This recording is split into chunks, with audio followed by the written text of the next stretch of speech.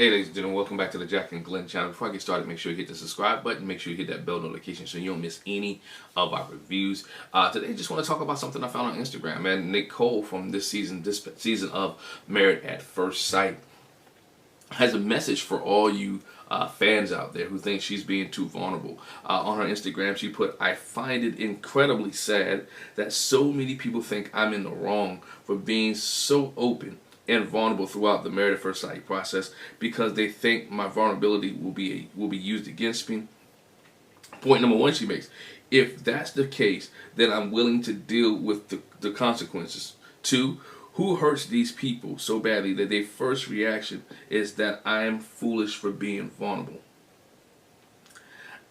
I like the fact that she's vulnerable on the show, right? Because she's open, she's trusting the process, she's doing what she's supposed to do, right? To be very open, to be very vulnerable, to connect with the guy that she's connecting with. She's making sure that Chris understands the issues that she's been through, the situation that she had, the failed relationships, the relationships that did not work, the relationships that were not successful. She talks about the abuse here on this season of Married at First Sight, how she was burned with cigarettes and how she slept with with a guy who was sleeping around so much. That he thought he had slept with her, but he hadn't slept with her. Those things that she's showing who she is and how she grew up and how her family was and how the divorce of her parents really affected her and how she was a liar and how she lied, how she got in trouble, how she didn't do the thing that she was always supposed to do, right? So she's being vulnerable, she's being open so Chris can really see the real her, right? Like Candy said, can I show me the real you, right?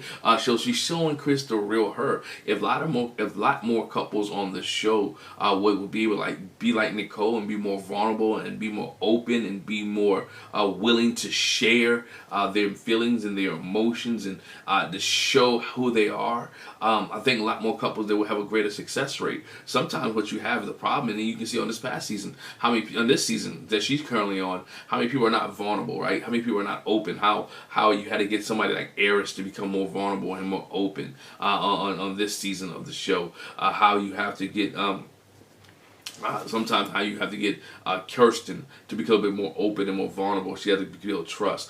So when Nicole comes out and Nicole talks about her being vulnerable and fans coming at her for being too vulnerable, for what? Why?